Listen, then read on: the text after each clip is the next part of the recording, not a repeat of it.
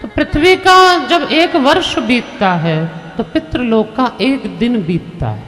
मेरी बात को समझिए, यहाँ 1 साल गया, वहां सिर्फ 1 दिन गया। उस अनुसार पितृपक्ष में जब आप अपने पितरों की तिथि पर ब्राह्मणों को भोजन कराते हैं तो उस दिन पितृ आए, यानी साल में 1 बार आप सोच रहे हैं, लेकिन वो तो डेली, उनके लिए दिन में 1 बार का भोजन हो गया। और सामान्य तौर पर ऐसे कई महात्मा, ऐसे कई लोग भी होते हैं जो दिन में 1 बार ही भोजन करते हैं, है ना। आप भी जैसे, तो हमारे गोयल जी दिन में 1 ही बार भोजन लेते हैं। तो ऐसे बहुत से लोग हैं जो दिन में 1 ही बार भोजन लेते हैं और तृप्त रहते हैं। तो इसलिए पितृलोक 1 बार दिन में भोजन रोज ले रहा है। इस अनुसार अगर हम विचार करें तो उनको डेली भोजन मिल गया, क्योंकि हमारा साल बीता पर उनका 1 ही दिन गया। उस अनुसार उन्होंने रोज भोजन किया। ये पितृलोक होता क्या? आप कहेंगे आत्मा तो चली गई, आत्मा की तो गति हो गई, उसको तो नया शरीर मिल गया, फिर ये पितृ कहां से आए? पितृलोक और कुछ नहीं होता है। जैसे आप जब स्टेशन पर जाते हैं, आप जब स्टेशन पर जाते हैं तो स्टेशन पर अगर ट्रेन आने में 4 घंटा, 5 घंटा, 6 घंटा लेट है तो वहाँ पर एक वेटिंग रूम होता है। उस वेटिंग रूम में आप प्रतीक्षा करते हैं कि जब मेरी ट्रेन आएगी मैं बोर्ड करूँगा और निकलूँगा, या फ्लाइट आएगी तो बोर्ड करके निकलूँगा। तो जो वेटिंग रूम होते हैं, ये पितृलोक एक वेटिंग रूम की तरह है। कई बार हमारे कोई ऐसे लोग होते हैं जिनके लिए अभी आगे की गति प्लान्ड नहीं है। हम लोगों में से भी कोई ऐसे जाएंगे जिनके लिए अब अगली गति अभी तक योजित नहीं है, अगला शरीर अभी बना नहीं, अभी उसका समय नहीं आया।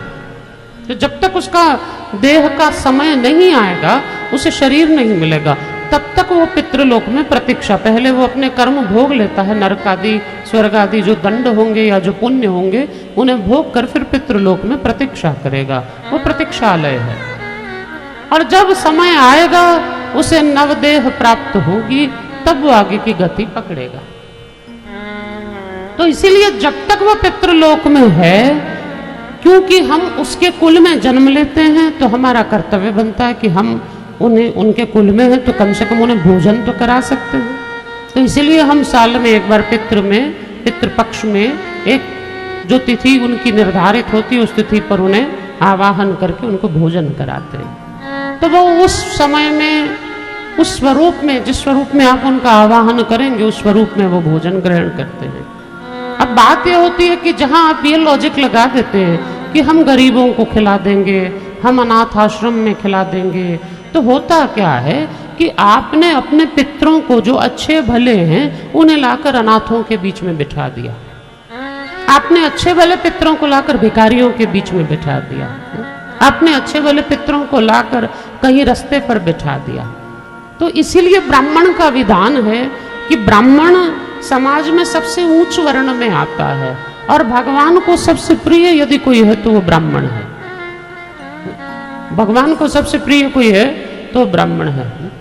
नमो ब्राह्मणाय देवाय गौ ब्राह्मणाय हिताय च जगद्दिताय कृष्णाय गोविंदाय नमो नमः। ब्राह्मण साक्षात भगवत स्वरूप है ना। भगवान को सबसे प्रिय कोई है तो ब्राह्मण है। इस धरती पर भगवान ब्राह्मण के लिए अवतार लेते हैं। कल हमने अवतार की चर्चा की, भगवान का अवतार क्यों। रामायण में आप एक बहुत अच्छा प्रसंग हर बार गाते हैं जब भी रामनवमी आती है। भय प्रगट कृपाला दीन दयाला कौशल्या हितकारी।